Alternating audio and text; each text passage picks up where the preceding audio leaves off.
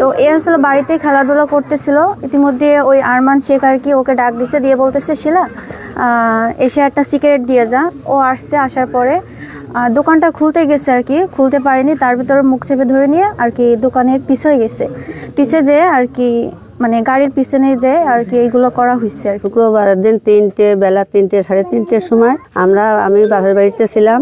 এইখানে ইতিমধ্যে আমার বাড়িতে আমার ছেলের বউ ফোন দিছে, ফোন দিয়ে বলেছে আরমান এই মেয়েরে দর্শন করে ছেড়ে দিছে। এরপর আমরা দ্রুতভাবে আইসে দেখি মেয়ে খাটের বা শোয়া রক্ত বের করতেছে।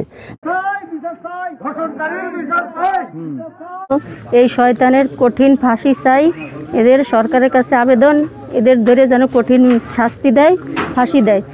ছোট ছেলে মেয়েদের রাস্তায় আমরা ভয়ে ছাড়তেও পারি না এদের জন্য। বিভৎস ঘটনা আর এলাকায় না ঘটুক, আমি চাই যে এর দৃষ্টান্তমূলক শাস্তি হোক এবং এলাকায় এরকম বিশৃঙ্খলা না ঘটুক। এই জন্য আমরা এলাকাবাসীর পক্ষ থেকে, সবার পক্ষ থেকে আমরা দাবি জানাচ্ছি যেন কঠোর শাস্তির ব্যবস্থা করা হয়। এখন আইনে যেটা আসে, যেই শাস্তি আসে, এটা আপনারা সবাই মিলে আর কি দিবেন, এটাই চাই আমরা। শফিকুল ইসলাম, বাস্তবতা টিভি, বাগেরহাট।